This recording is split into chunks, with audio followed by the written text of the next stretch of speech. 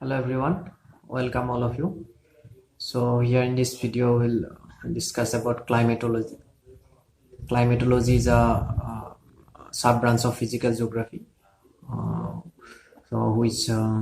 is a very fast topic, and we can't conclude this topic in a single video or 2 to 3 videos. For that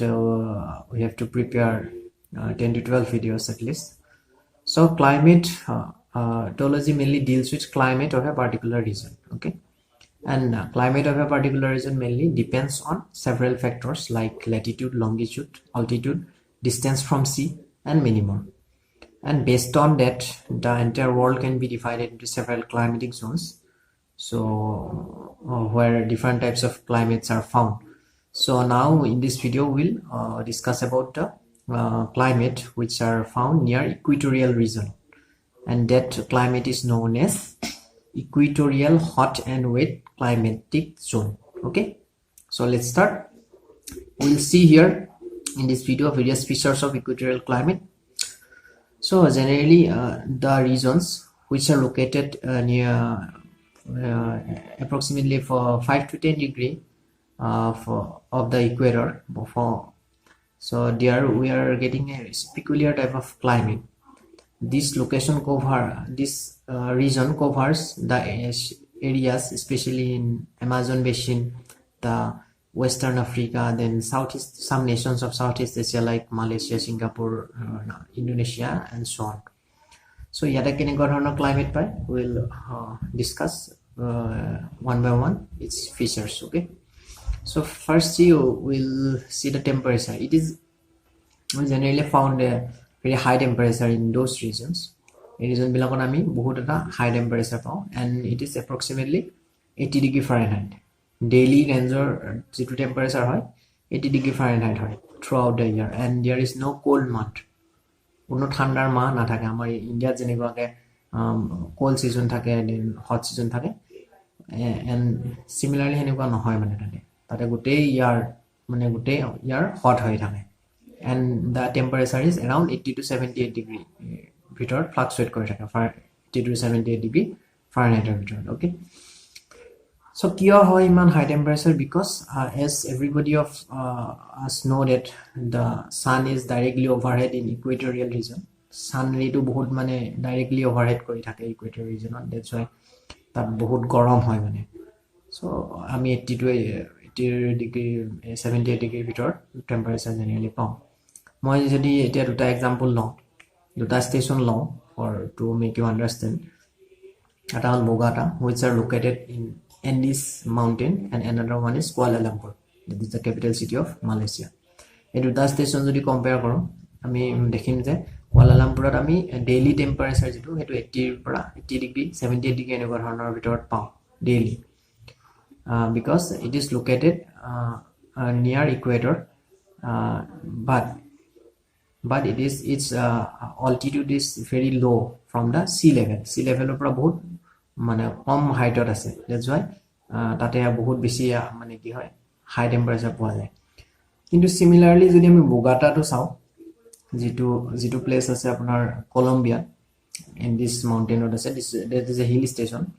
তাতে আমি কি পাওঁ টেম্পারেচারটো অকমান কম পাওঁ, কিমান পাওঁ আমি 50 to 56 57 এনেকুৱা ভিতৰত থাকে। because কাৰণটো কি? Because its location is approximately 8,000 meter above the sea level, so it is a hill station. আমি জানো যে মানে ওপৰত আমি গৈ থাকো সাৰফেসৰ পৰা, আৰ্থ সাৰফেসৰ পৰা, মানে কি পাওঁ টেম্পাৰেচাৰটো কমি যায় মানে, so that is known as lapse rate, ঠিক আছে। so সেই কাৰণে একেটা লেটিটিউডতে আছে বোগাটা আৰু কি কুয়ালা লাম্পুৰ, কিন্তু হাইটৰ ডিফাৰেন্সৰ কাৰণে আমি বোগাটাত অকমান cold temperature পাওঁ, ঠিক আছে। It all temperature আৰু ইয়াৰে precipitation কেনেকুৱা হয়, বৰষুণৰ প্যাটাৰ্নটো কেনেকুৱা হয়, গোটেই বছৰ বৰষুণ দি থাকে, মানে approximately 60 to 100 centimeter rainfall আমি পাওঁ throughout the year, আৰু এপ্ৰিল আৰু মে মাহত generally we record maximum number of rainfall, okay, in the month of April and May, ঠিক আছে। আৰু সেই কাৰণে কি হয়, কি কাৰণত ইমান rainfall হয়? Because in those regions the evaporation rate is very high, যেহেতু সূৰ্যৰ পোহৰ বহুত বেছিকে পৰে আৰু তাতে বহুত সাগৰ আছে, এখানে ইভাপোৰেশন ৰেটটো বেছি হয় আৰু ক্লাউড ফৰ্ম কৰে দ্যাটছ ওয়াই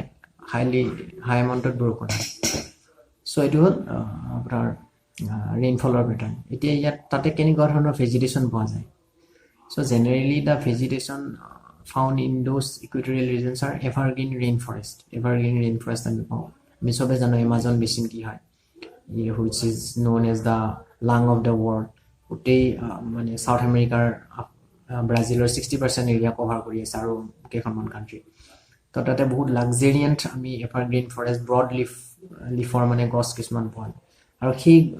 আফ্ৰিকাৰ যিটো এমাজন বেচিনৰ যিটো ফৰেষ্ট হয় তাক কি বুলি কোৱা হয় সিলভাছ এটো ভেৰি ইম্পৰ্টেন্ট এক্সামত আহিব পাৰে তো এমাজন বেচিনৰ যিটো বৰ্ষা অৰণ্য তাক কি বুলি কোৱা হয় সিলভাছ similarly same type of rainforest we found in Indonesia, Malaysia, Singapore, Sri Lanka and Western Africa also ঠিক আছে তো এনেকুৱা ধৰণৰ আমি মানে এভাৰগ্ৰীন ৰেইনফৰেষ্ট পাওঁ আৰু তাতে কেনেকুৱা ধৰণৰ এনিমেল স্পেচিছ পাওঁ they are generally reptiles and amphibians and some insect also found in those regions like some snake also very venomous snakes species of venomous snakes are found and very venomous frogs also found lizards and some very few species of mammals also found on those regions also lots of fish and other sea organisms are found in the Amazon River and other regions of the world which are located near equator tenega ami Indonesia aru Malaysia forest tenega dhoroner mane animal species paam thik ase so tate eto hol apunar vegetation etia he অঞ্চলৰ মানে মানুহৰ lifestyle কেনেকুৱা because they are covered with thick forest and temperature is very high and it is not suitable for living not suitable for human settlement that's why those regions are very sparsely populated বহুত কম সংখ্যক জনবসতি আমি তাতে পাওঁ ঠিক আছে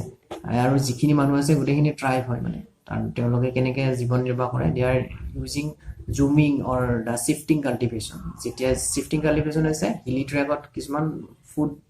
item growth কৰে নিজে খাবৰ কাৰণে বা নিজৰ ডে টু ডে লাইফ টু মানে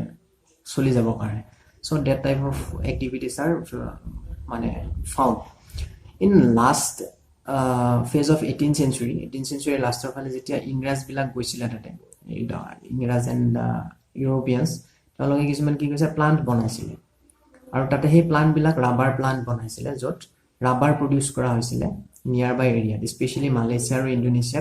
is shifting cultivation technique use কৰি কি হয় এতিয়াও ৰাবাৰ প্ৰডিউস কৰা হয় ৰাবাৰ গছ ৰোৱা হয় আৰু সেইবিলাক নিয়াৰবাই প্লান্টত পঠাই দিয়া হয় and remember one thing in this point that Malaysia and Indonesia is one of the leading producer of rubber of the world ঠিক আছে so এখিনি হৈছে মানুহৰ লাইফস্টাইল আৰু তাতে বেছি ইন্ডাষ্ট্ৰিয়েল এৰিয়া নাই যেহেতু জনবসতি নাই স্পাৰ্সলি পপুলেটেড আৰু মানুহৰ হেলথ ইস্যু কিছুমান তাতে জেনেৰেলি দেখা যায় দিয়ে because বহুত high temperature high humidity is very high in those regions because the rate of evaporation is very high that's why